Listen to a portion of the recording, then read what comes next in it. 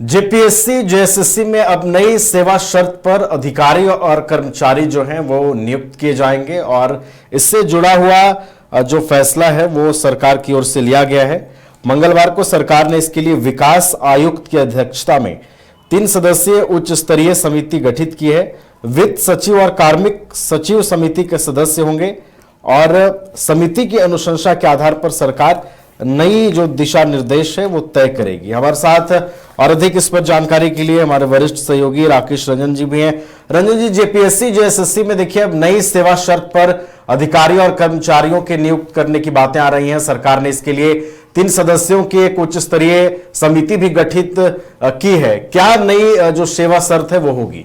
देखिए नवीन, जिस तरह से झारखंड में अभी छात्र आंदोलन हुआ, रांची के जयपाल सिंह मुंडा स्टेडियम में छात्रों ने जो है उस वहां आंदोलन किया और उस वक्त जब छात्र आंदोलन हो रहा था तो आपने देखा कि जेपीएससी और जेएसएससी मतलब ये जो दोनों आयोग हैं इस पर गड़बड़ियों के आरोप लगे और कई तरह के आरोप लगे, गंभीर आरोप लगे। इन दोनों आयोगों में काम करने वाले कर्मियों के ऊपर कह लीजिए, उन पर आरोप लगे, तो सदस्यों पर आरोप लगे। तो इन सब चीजों को देखते हुए मुख्यमंत्री हेमंत सोरेन ने जो है उसी वक्त एक कमेटी बनाने की बात कर दी थी, जो कि अब जो है जो जेपीएससी है या जेएसएससी है उसमें जो नियुक्ति प्रक्रिया है उसको देखेगी। इसके अलावा अगर आप देखें तो वहां पर पदस्थापना नीति और कर्मचारियों की सेवा शर्तों, इन सारी चीजों को जो है ये कमेटी एक बार अब इसकी समीक्षा करेगी जो अभी है और उसके बाद जो है वो जो अपनी रिकमेंडेशन होगी वो सरकार को सौंपेगी।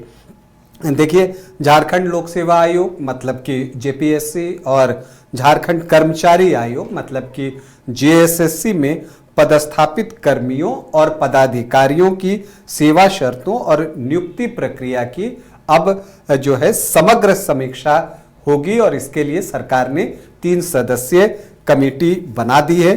कार्मिक प्रशासनिक सुधार और राजभाषा विभाग ने जो है मंगलवार को अधिसूचना इसको लेकर जारी कर दी है और सीएम हेमंत सोरेन ने तो इसके लिए पहले ही मंजूरी दे दी थी।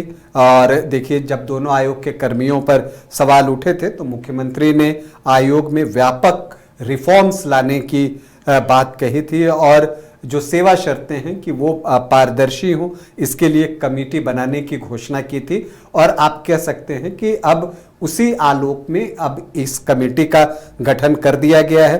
कमेटी की जो अध्यक्षता है वो विकास आयुक्त करेंगे, वहीं कार्मिक और वित्त विभाग के सचिव जो हैं वो इसके सदस्य होंगे। तो 3 सदस्यीय समिति है, जो अध्यक्ष हैं वो विकास आयुक्त हैं और जो 2 सदस्य होंगे वो कार्मिक और वित्त विभाग के सचिव होंगे।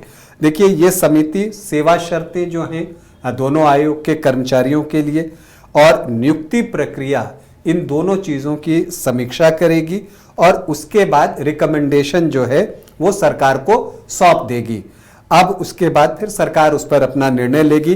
अगर आप देखें तो राज्य सरकार ने दोनों आयोग की संवैधानिक और वैधानिक स्वतंत्रता, इन दोनों चीजों को, चाहे वो संवैधानिक स्वतंत्रता की बात है या वैधानिक स्वतंत्रता की बात है, उसको सुरक्षित रखते हुए मतलब उस पर चोट किए बगैर उनके आंतरिक तंत्र की गहन समीक्षा का निर्णय लिया है। जो इसका उद्देश्य अगर आप देखें तो आयोग की स्वायत्तता को कम करना नहीं है कि आयोग की सदस्य की जो स्वायत्तता है वो कम हो जाए, ऐसा कुछ नहीं है, लेकिन जो वहाँ प्रशासनिक व्यवस्था है उसमें सुधार हो, ये इसका उद्देश्य है।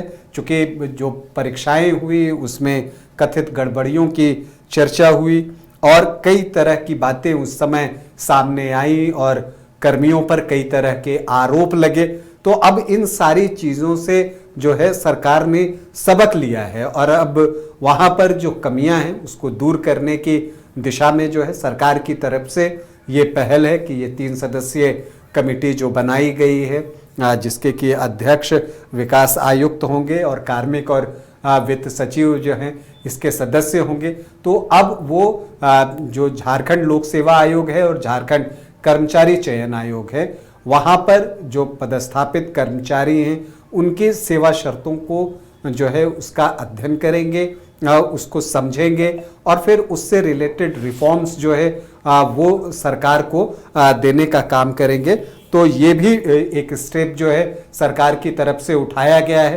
देखिए, जो छात्र आंदोलन हुआ उसके बाद से अगर आप देखें तो बहुत तेजी से चीज़ें घटित हो रही हैं, तो उसी दिशा में उठाया गया एक ये कदम है। और जब गड़बड़ियों की बात सामने आई थी, कथित गड़बड़ियों की बात जब सामने आई थी, कहना ज़्यादा बेहतर होगा, तो उसी वक्त मुख्यमंत्री ने जो है वो इस बात को कह दिया था कि अब इसमें रिफॉर्म लाने के लिए जो है और पारदर्शी सेवा शर्तों के लिए एक कमेटी जो है वो बनाई जाएगी। तो अब उसी आलोक में इस कमेटी का गठन किया गया है। चलिए, तो 3 सदस्यीय ये कमेटी है और इसका उद्देश्य ये है कि जेपीएससी और जेएसएससी में जो अनियमितता की बातें सामने आती हैं, जो प्रशासनिक त्रुटियां नजर आती हैं, वो दूर हो सके और सब कुछ पारदर्शी तरीके से चीजों को कंडक्ट कराया जा सके, ये इसका उद्देश्य है। तो देखना है ये कमेटी किस तरीके से काम करती है और आने वाले दिनों में त्रुटि रहित जो कार्यप्रणाली है वो लोगों के सामने आती है।